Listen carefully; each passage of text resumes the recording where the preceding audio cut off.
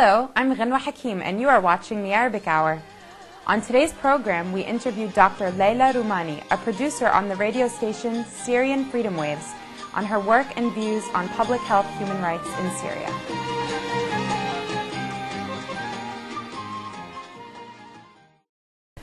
So what makes Syria so unique and beautiful and is the fact that it's so diverse, more so than the international community sometimes recognizes. People in Syria didn't necessarily identify as being Syrian based on their religious sects, but more as being a Syrian identity, the nationalistic pride. Syrians were thriving. You know, they were developing. You know, there was some level of women's rights. There was a strong healthcare system.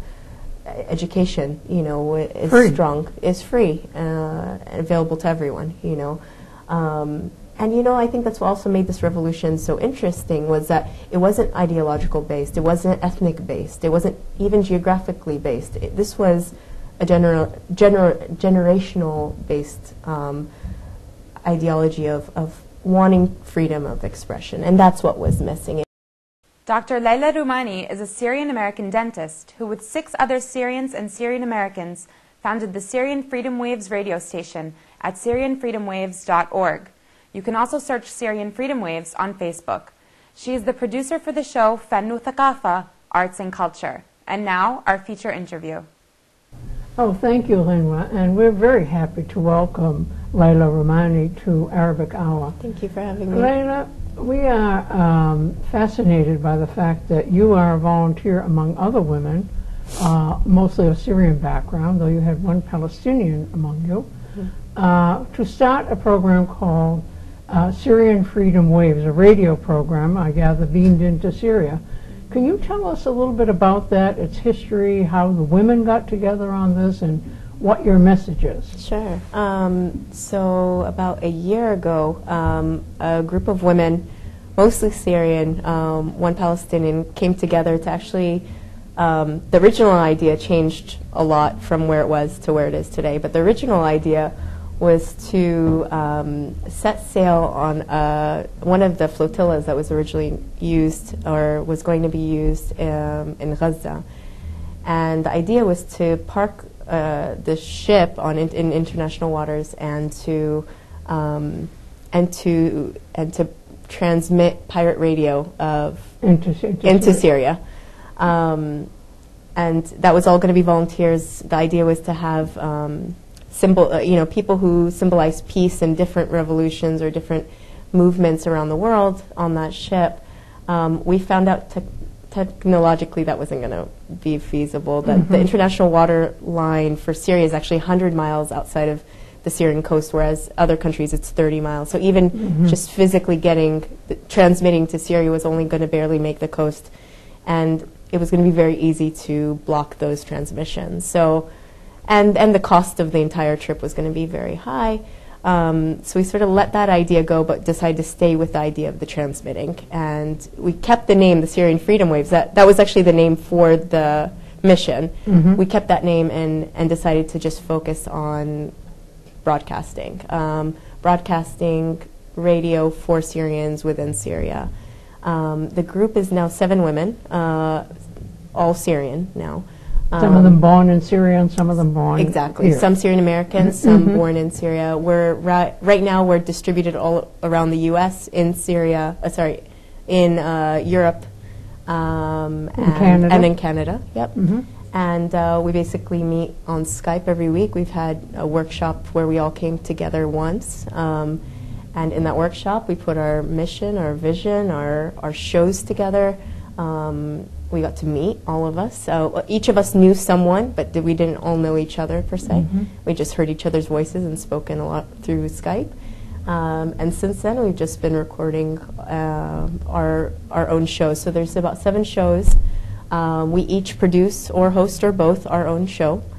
And the shows range from prisoner stories to when I became free and when people felt they could let go of their former beliefs of Syria and sort of that moment of realization that they wanted something different. And how do you beam this into Syria? Right now, we are an online radio station that we hope to collaborate with people who are beaming in Syria. So only recently we found similar-minded grassroots radio stations who are doing work as we are. We found one other female group that's doing similar work.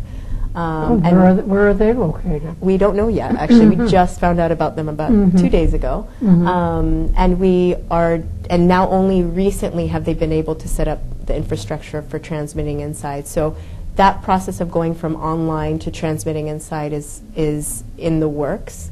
But for now, we're reaching people in Syria. We can tell from who's liking our Facebook page and who's listening to our broadcasting online, and we have a YouTube channel where we have our recordings. Well, tell us about some of the programs that you do put together. Sure.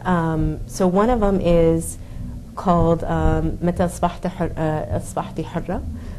So that's when I became free, and it's stories of activists or people who decided that they came to their breaking point and what their realization was and how they were, how they saw that feeling of I can own this and I can do something with this movement. There's also Syria إلنا كلنا. I should actually go back and say our whole vision for Syrian Freedom Waves is non-sectarian, non-violent, and the freedom of expression and non-interventionalist. So all of our shows are somehow about the revolution, about the grassroots movement, about women and their role in the movement, and about diversity and not accepting intolerance. So Syria إلنا كلنا is about diversity. It's about the minority groups in Syria, the Alawite community, how they have been active in the nonviolence movement as well. And you're focused on the nonviolent movement. Yes, exactly, the nonviolent grassroots movement. There's Manara, which is interviews nonviolent activists who have been involved. There's also Al-Qalb, so that's a debate show of 2 or 4 people who will be discussing hot topics. How do you get the people for the debate? Sure. Within our group, everyone is in different fields. We have professors, we have lawyers, we have activists, community organizers. So everyone's pretty. And one Mahja Qaf is very well connected in the nonviolent movement.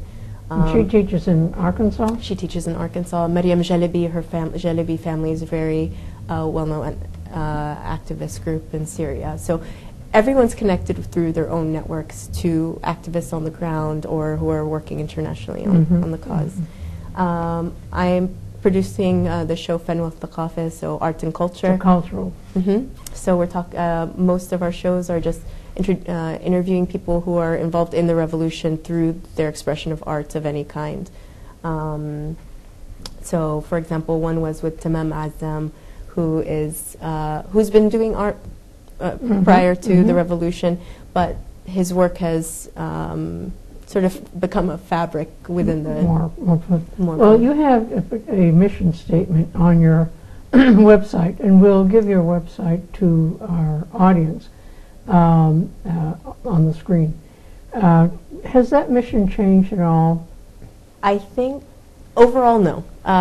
We've had very interesting conversations as a group where, being a non-profit organization and a grassroots organization, we have needed funding as any organization does, and so we've had very heated conversations about where we will accept funding from. So the idea of, we are in an organization that is grassroots, we will not accept any funding from government organizations, and we don't want to support that movement. This is by Syrians, for Syrians, to Syrians, there have been issues such as that have come up that have made following this mission statement, interesting, but no, that hasn't changed, and all of those things, those are all still our same objectives. Well, you're still interested in having Bashar Assad go. Yes. And let's talk a little bit about that, because certainly at the time that you started, things weren't quite as bad, and you didn't have in Syria as much. You had, but not as much of a militarized group supported by jihadists that almost have a kind of Taliban kind of program. But let's talk a little bit first about Syria and give some background to our audience. As we know, Syria got its independence from the French in 1946.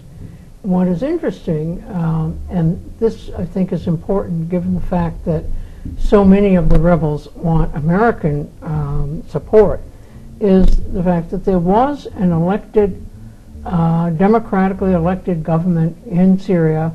Shukri Kuwaiti was the president, but in 1949 the CIA helped facilitate a coup d'etat and put in Hosni Zaim, who was then recruited to be very pro-Israeli, and it was after the 48 war and would settle with Israel. He didn't last, excuse me, he didn't last too long, and he was overthrown. And there were basically 50, actually more, but 15 major coups between 1949 to 1970. That's when Hafez al-Assad comes in. So this was a very unstable country, and yet Syria, there's a vested interest by outside sources in Syria because it is such a strategically located country and now connected to Iran and Hezbollah. Syria was almost ungovernable after the French had sliced it up into sectarian groups.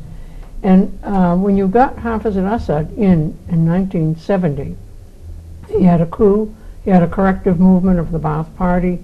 He became president actually in 1971 and died in 2000. Then he was followed by Bashar.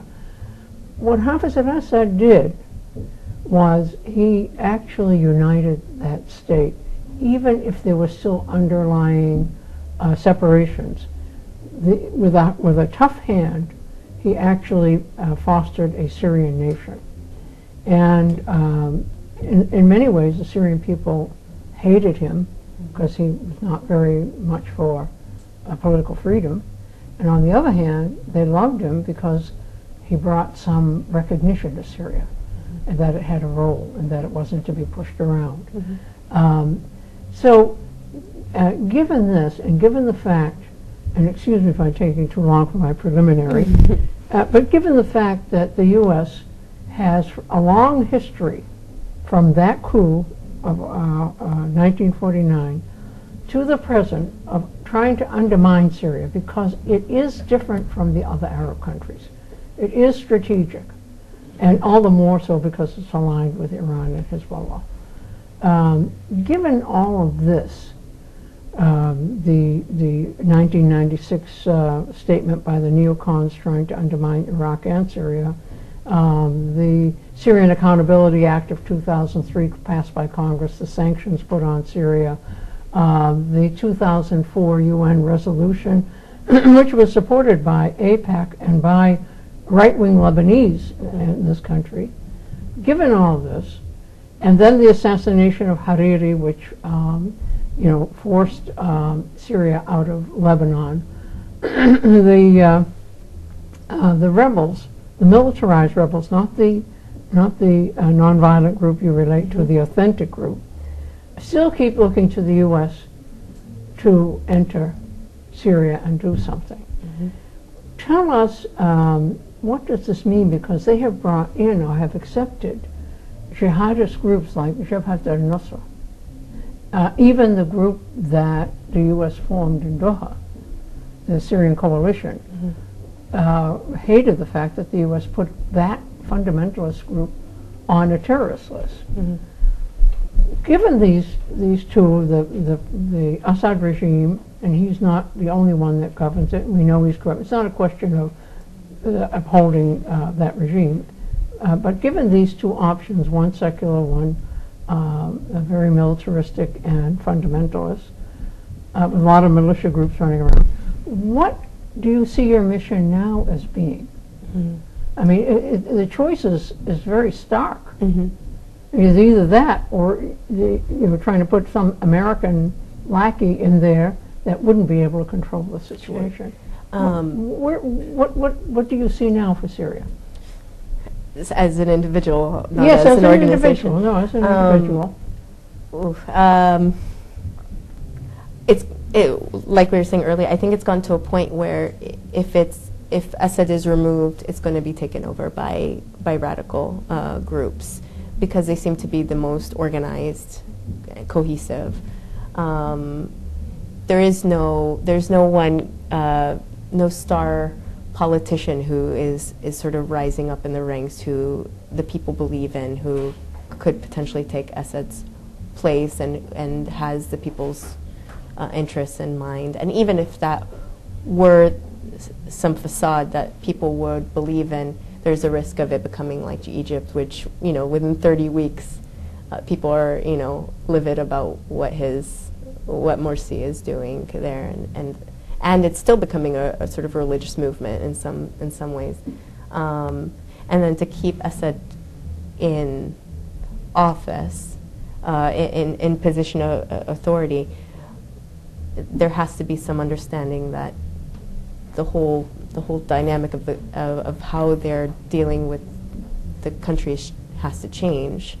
But that, can you still govern a country that doesn't want to be led by you? Let me just also point out that the U.S. For years has tried to bring Syrians to the U.S. to basically introduce them to American government and basically have a group that goes back to Syria that would be a fifth column, undermine government, be basically the head of a beginning reform movement.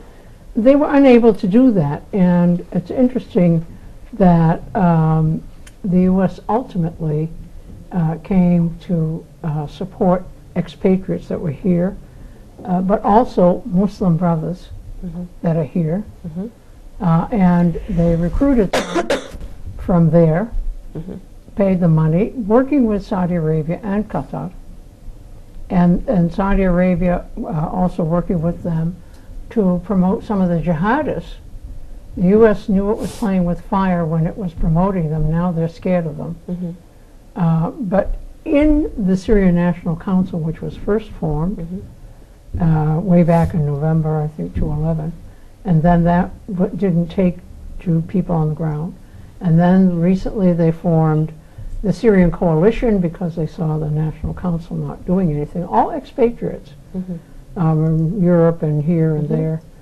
And these are predominantly Muslim brothers. Sure. So the U.S. is focusing on Muslim brothers as a little bit more moderate than the fundamentalists because they let that out of the bag, but now they don't want them. But they're not really even welcomed in Syria. The Muslim Brothers. I'm sorry. The Muslim Brotherhood. The Muslim Brotherhood is the backbone of the militant rebels, along with the Islamists that have come in. Excuse me, the jihadists that have come in. So the jihadists are better equipped. They were in Iraq, they were in Libya, they were in Tunisia. They're coming in, they're paid by Saudi Arabia. Muslim Brothers get most of their money from Qatar in Syria. They are the backbone of the militant rebels. And so the U.S. has sort of been working predominantly with them. When they formed the coalition, they put a former imam of the Umayyah mosque as its head. He's also a former oil man, businessman. They've been looking for all kinds of formulas for putting in a government in Syria that the U.S. and the West can control. Sure. They haven't succeeded to date. And really the problem, I think, for anyone promoting freedom and democracy in Syria, their only message is to the people, and that is that we support you for freedom. But who do you really support? I mean, the regime up to this point had held the country together. Rotten as it is, corrupt as it is, the use of torture that it does, lack of political freedom, held the country together. And yet, the rebels have so many militias and so many fundamentalist groups, which are the strongest, places awash in arms. Even if you can get a Western group in there, try to govern, it's going to be totally fragmented. So given this, what options does Syria have? Another strong man? And there's no one in sight. Maintaining the Assad regime and hoping that in the future you get reform? Or allowing these people to take over? I mean, from just your personal point of view, what do you think of those options? I don't. Well, the expats who are leading these coalitions outside of Syria, from what I've seen, have been doing their best to sort of bring a community together with like-minded goals for Syria, but it have seemed a bit detached from what Syrians within Syria have been wanting. They're not only detached, they fight with each other about future portfolios. Sure, exactly. And they're paid by the West and Saudi Arabia. Sure, exactly. How credible can they be? Yeah, exactly. Within Syria, again, you know, like you were saying, if the rebel groups were to, you know, replace the regime, you have the risk of it becoming a religious state, you know, a religious-led state of Salafis, or if it's the Brotherhood, you know, it's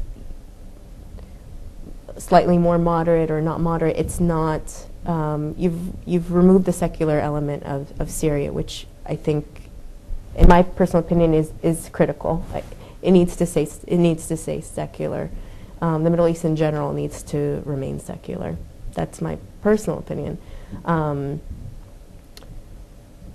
And when it comes to Bashar al-Assad and staying in power, I've never been a proponent of him staying, and I've never been a supporter. But I do fear this future of Syria turning into Iraq, or, you know, like we were saying about Egypt, bringing someone into the role who also, you know, sort of has an authoritarian attitude, or hasn't really changed the situation that people have been fighting for and losing their lives for. Granted, no revolution has ever happened overnight, and this might be an issue that takes decades to get to a point of democracy. But let's talk about the Middle East. I mean, you've had now Tunisia and Libya and Yemen and in Syria and Egypt, and, you know, of course the U.S. did Iraq, and you have a movement in Jordan going on, a movement in Mauritania going on, a movement in Algeria, which is less successful because of the Algerian strength, in Morocco, and so forth. And so you have this Islamist group. The secular movement was destroyed really by the West. You know, they were afraid of Arab nationalism, and they destroyed it. And this is what's left. And yet they're afraid of and the Muslim Brothers in Egypt have been embraced by the U.S. because that's all they have. And of course, with the loans, they have to, you know, obey the West a bit. So the Muslim Brothers in Syria are a little bit tougher. They're a different group. But it's so, Syria is just so different from these. Yeah. And yet at the same time, if you take the examples of Tunisia, yes, you had Muslim Brothers come into power, but they have Salafis running in the streets disrupting Tunisia. Same thing is happening in Egypt. In Libya, in spite of the fact that we say it's our great success, you have tribal groups running around. In Yemen, they replaced Ali Salah, at the same time, they brought him back not to be president, but because he knows how to manipulate the tribes. All right. And I think, So, is it possible in this strategic area to ever have people really have a say in their government, or are they always going to be caught between Western strategic interests, now Russian strategic interests, and some sort of a dictatorship? I mean, if in fact you have similar things happening with elected governments. So I'm just wondering about this dilemma. And one last observation. You know, when the last interview that Bashar Assad did with Charlie Rose, Rose ended it, and this was about 2.5 years ago, Rose ended it by saying to him, what is the most important thing for you in Syria? And he answered by saying, keeping Syria secular. He was very much aware that there's always a destabilizing effort in Syria. It was before the outbreak of the. So I'm caught in a dilemma which you can't answer, but which I'm asking if anyone within your network has thought about what it is that they can actually do within these restrictions. Sure. I mean, you meet with a lot of Syrians who are studying here, and what are their thoughts? The thought is really to return back to the grassroots movement and to keep it non-sectarian. Yeah. Keeping it secular but non-sectarian. Exactly, and that's, you know, of course, the way, you know, windows that were lost, windows of opportunity that were missed, to keep that going from the original movement has taken down a militarized path. But people are still fighting for it. People are still trying, even within, even amongst the bloodshed, and you know, they're still trying. They're trying for yeah.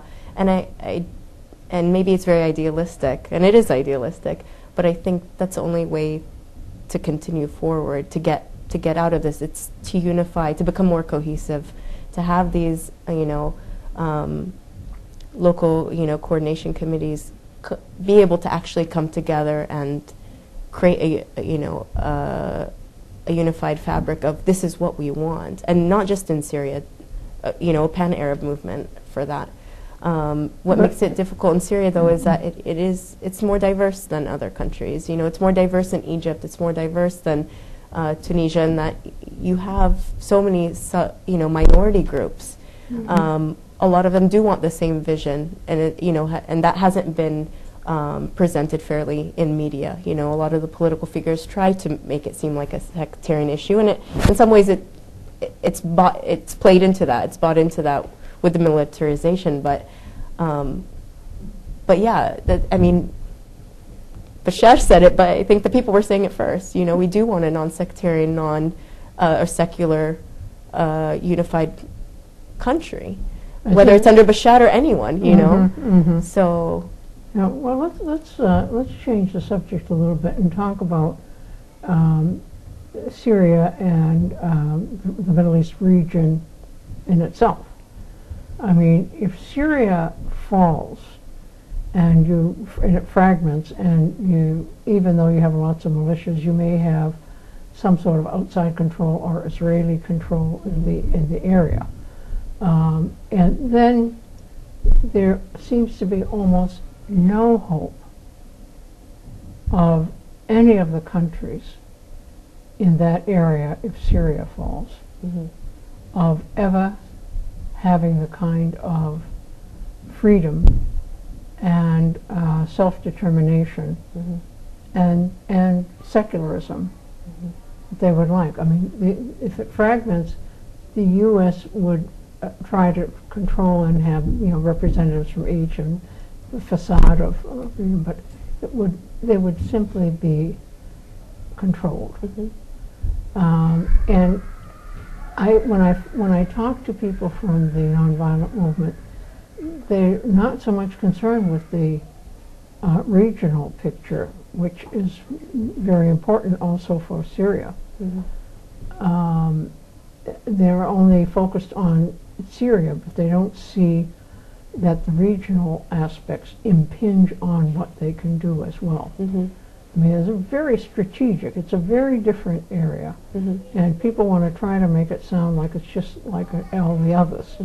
And I'm certainly not advocating dictatorship, but the question has to be asked, is it possible at this time to actually promote and have a democracy in these areas, one that is self-determined, or is it something that is to be worked for and generations to be sacrificed to and hope for the future?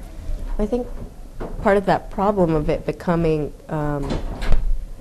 you know, there's the whole idea of, you know, you have to take care of your basic needs first. So people within Syria are worried about Syria primarily before worrying about any type of pan-Arab, anything, you know. No, I'm not even talking about pan-Arab. I'm really talking about the way in which the regional issues, the attempt to break up Iran, which is a support for Syria, break up Hezbollah, and to also break the Shia of Iraq, which have been now supportive of Syria, even though there's not much love lost there. And that impinges on the movement. In one way, it supports Bashar Assad. I mean, instead of the rebels, because the rebels represent more, at the moment, Western interests or fundamentalist interests. So, and I don't see that they have even thought in those terms, that somehow they need to understand where they get their support from. I think and can they take that support from an Iran instead of having it go to Assad, which means that they would be not only neutral but really anti-West. I think if there is a future for democracy, let's say in Syria, it has to be non-interventional, in my opinion. Although the West represents democracy,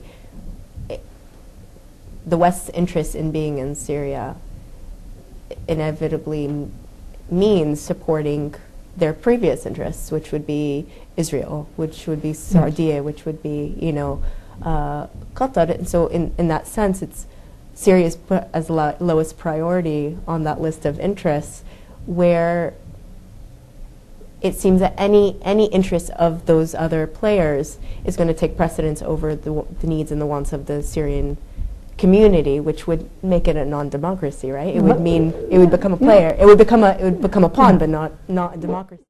You are watching the Arabic Hour's interview of Leila Roumani on the current situation in Syria.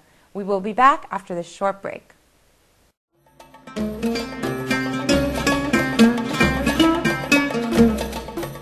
You are watching the Arabic Hour, a program of news, views, culture, cuisine, and the Arab-American experience.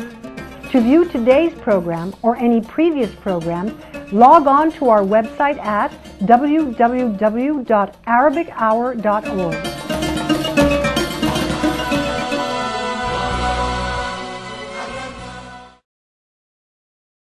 Let me just throw out something to you, and it's just an idea. I mean, everyone thinks in terms of either UN troops or NATO or something of the Arab League. Now, there is another grouping which basically have been against intervention, and they could play a role. They're not hostile to Assad, but they know eventually he has to go. But the point is that they would not ask him to go immediately, because you don't want the system to collapse, but they would like to work. And that's the BRICS group, This is, you know, having Brazil and Russia and India and South Africa and China. This group, I mean, they're not institutionalized, but they are a group. And they represent about 1/3 of the world's economy or more. They have clout, they have power, they have armed forces. They would be more trusted by the resistance groups, you know, whether it be Iran or Syria or Hezbollah. They're, after all, the only resistance to the Israeli thrust in Western imperialism. And have any of your people thought in terms of even approaching these groups as an alternative group to all of the UN and NATO and whatnot? We haven't spoken about it as a group, but I can say I think that would be the most realistic of options on the table. Trusted by Syria primarily is the #1 reason why. Their motives, but their agenda would be more in sync with Syria's role in the international progressive role in the area, because they're basically, I mean, you get especially China and Russia, which carry the biggest clout. Granted, they're not the Western allies, but they are allies of Syria, and they have a similar agenda. And that's so, right. And they're not for a world war either. Exactly. And you're talking about growing economies. You're talking about Brazil that's growing and developing. People are flourishing. You know, so. And Syrians deserve that. It was Brazil working with Turkey at the time that came up with an idea for Iran, which was similar to what the U.S. wanted Iran to do with regard to nuclear power. The U.S. rejected it because it wasn't the U.S. plan. And if Syria can have allies such as Brazil or India and these growing economies that are flourishing, then they should use those as role models for themselves and allow that type of aid. To get to a democracy. And this raises the question of would the Muslim Brothers and the jihadists in Syria accept it? Yeah, probably not, because it goes against their own agenda, and because they have looked to the West for assistance. But do they? I mean, who has more clout at this point? They seem to be sort of weighing evenly between those two. It used to be that the West had the most clout, and they could sort of... They still have a military edge, but nonetheless... Do they still with that entire ally? I mean, do they have an economic edge, though? Yeah, they're spread too... The U.S. is spread too thin. But, I mean, this is a grouping that has weight. Yeah.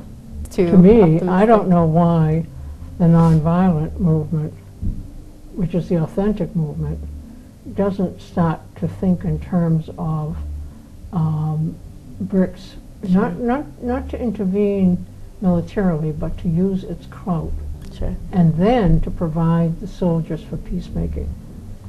So use them sort of like a UN envoy, but not with... Yeah, I mean, I think that right now is probably the only hope.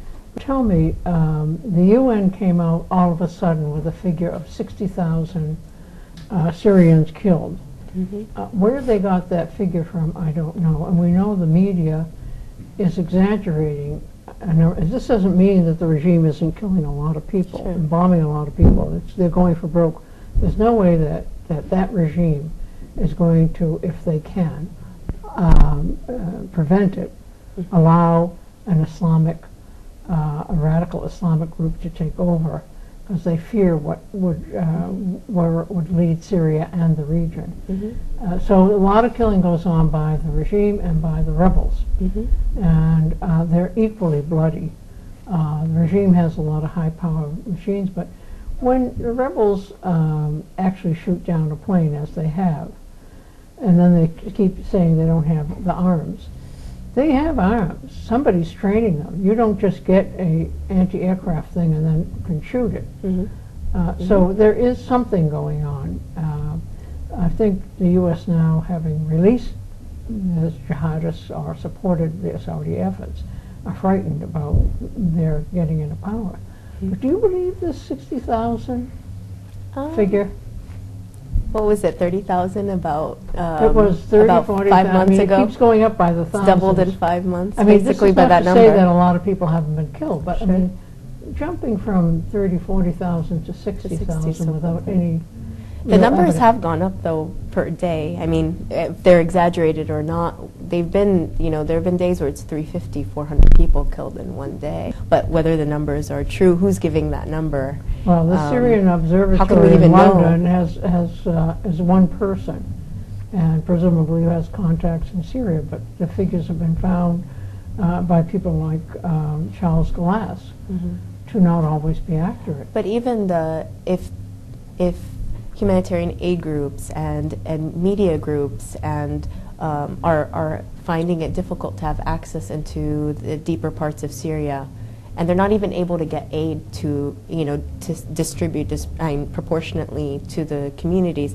How are they getting these statistics proportionately to those communities, that's the right? main question. So and it's already been shown that these LCC groups are not cohesive. So if you don't have cohesive discussion between these coordination committees, then how are they making these numbers? How are they knowing that these statistics are not being repeated, or that the numbers aren't are reflecting equally all the communities if their missions aren't even that clear?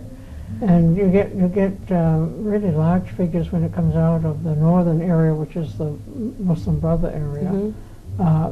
They give figures. I'm sure it's speculation. Leila, tell us in your final remarks what you see in Syria today, its diversity and its people. So what makes Syria so unique and beautiful and is the fact that it's so diverse, more so than the international community sometimes recognizes. It's housing minority groups such as the Kurds and the Syrians, Circassians, Christians, Druze, and these minority groups have played a large role in Syrian history. They've, 1925, the Druze, played a large role in the removal of the French from Syria, and that they had a lot of respect for that. So people in Syria didn't necessarily identify as being Syrian based on their religious sects, but more as being a Syrian identity, the nationalistic pride that they grew up with. I never saw religion as being of a Syrian background. We never grew up thinking religion was a predominant part of our identity as Syrians. It sort of took the back seat to being of a Syrian identity, and also that Syrians were thriving. They were developing. There was some level of women's rights. There was a strong healthcare system. Education, is free. Strong, is free, available to everyone. And I think that's what also made this revolution so interesting, was that it wasn't ideological based, it wasn't ethnic based, it wasn't even geographically based. This was a generational based ideology of wanting freedom of expression, and that's what was missing. It wasn't, these other things that we just mentioned. It wasn't this need for, it wasn't so much a sectarian issue as what has been made seem in the media. So people wanted freedom of expression, but where are we now? No one wanted to live under an authoritarian regime and have no freedom to speak, but also where's the future of Syria? Syrians are losing all of these wonderful rights that they had started to build for themselves, or were starting to build as a nation. And that's not, that's dismantling even more than what they were fighting for before. It's not now only about freedom of expression, it's the risk of losing all of these things that they were living with. So where does Syria go from there, and how do we keep it from becoming a fragmented nation other than to keep the movement secular and keep the diversity alive and keep this respect between Syrians alive, you know, and not let external forces divide the country in that sense, or let Western or external agendas divide that. It is a country in a geopolitically strategic important place, but it didn't start as a proxy war, you know, and it shouldn't turn into that. And it's really the only secular government country left in that area. Yeah. You know, and that is, I mean, Lebanon is sectarian-based identity, but Syria is secular. Sure. And has all the things that you said, and minorities felt protected by the regime, no matter how corrupt it may be. It did protect its minorities. Sure. Certainly that gave them support, but the point is that it held the country together. Sure. That's what held the country together, is this regime. And now it's being fragmented, and that is the dilemma. Right. We're coming to a close of our interview, and I want to read you an excerpt from a piece by Seth Wickus, written in 2007. And he wrote this as a, excuse me, as a policy paper for APAC. It was actually WINEP, the Washington Institute for Near East Policy, which is the academic arm of APAC. And this was written in 2007 when the U.S. had tried everything to get Syria, in the words of Condoleezza Rice, to change its behavior. And it had... We're still trying to get them to change their behavior. So it said, and Wickett says in 2007, talking about the dilemma the U.S. has of getting Syrians who want reform to come to the U.S. and be mentored here. He said, in Syria, the U.S. government would be better served by focusing its efforts on building stronger relationships with members of the opposition and bringing willing civic dissidents to the U.S. to speak with U.S. government officials about conditions within Syria. The U.S. government should carefully follow the manifestations of rising Islamism within Syria and how the Syrian government is reacting to them. In the short term, the domestic opposition remains weak, this is 2007, and cannot be seen as a vehicle for change. But the U.S. can quietly assist the opposition's endeavors. U.S. engagement on Syria should focus on weakening Syria's allies, Iran and Russia, and Hezbollah, and convincing European and regional actors to isolate and pressure Syria to bring about a change in the regime's behavior. When I read anything written at WINEP, it quite often reflects American policy and what's going on. And we've already seen that in March of 2007, Hirsch had already identified that the U.S. had switched its policy to work with Islamism to undermine these governments. Given this knowledge that this is that all these things are going on, and Special Operations Force have been in there for a long time, where can we find some glimmer of independence of the movements? Can the nonviolent movement keep its independence? Can it ever get enough strength to work with the regime in a transition? Because I don't think you're going to get Assad to step down willingly. You have to work with him. I mean, these forces are so strong, and Syria is too important. More so than, you know, Tunisia.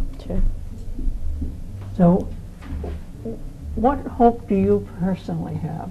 I mean, I think you said it earlier about the nonviolence movement possibly aligning with the BRICS.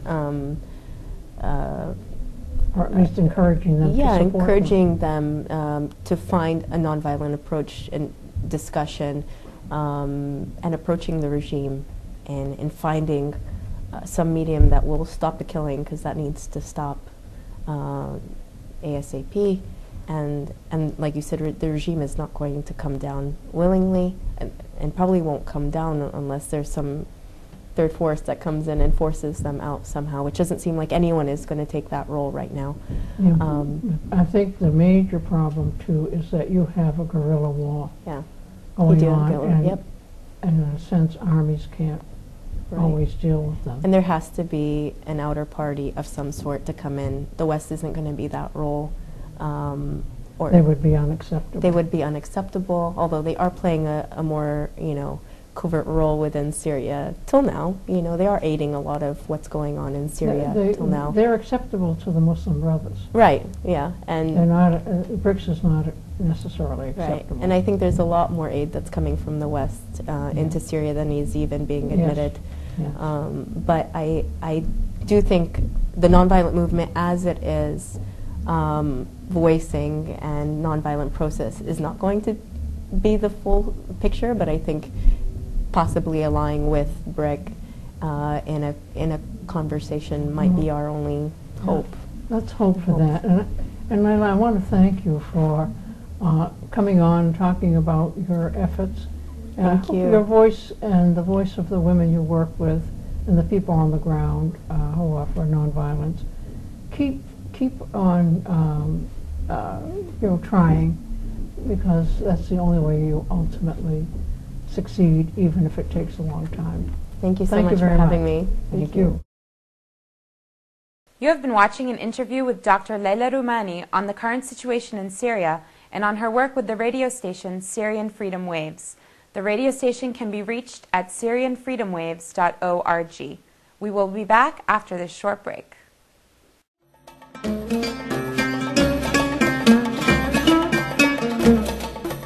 You are watching the Arabic Hour, a program of news, views, culture, cuisine, and the Arab-American experience. To view today's program or any previous programs, log on to our website at www.arabichour.org.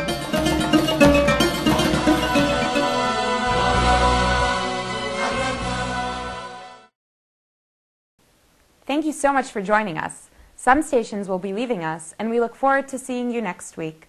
For those of you staying with us for the remainder of the hour, we hope you enjoy the last musical segment following the closing credits. On behalf of all of the volunteers here at the Arabic Hour, this is Fen Wa Thakafeh, and I look forward to seeing you next week. The Arabic Hour has been brought to you in part by the William G. Abdullah Memorial Library, a resource center for information and education on the Arab-American experience, the American Arabic Benevolent Association, ABA, an umbrella association for community endeavors, the Nicholas G. Barham Veterans Association and Ladies Auxiliary, providing veteran services, scholarships with community pride, and by our members as well as contributions from viewers like you.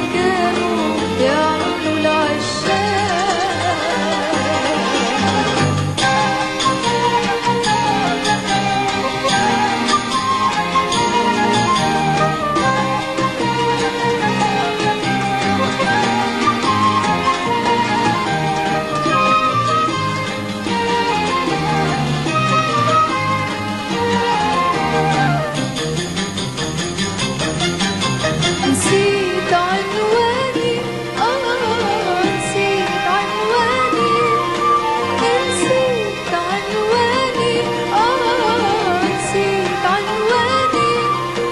مشغول معقول مشغول معقول يروح ويجي بيناتنا يلول ويموت فوق السهل لون الليلة يروح ويجي بيناتنا يلول ويموت فوق السهل لون الليلة وما حدا يسأل شو باك وشو بدي وما حدا يسأل شو باك وشو بدي وقلت بكتب لك عم بكتب لك عم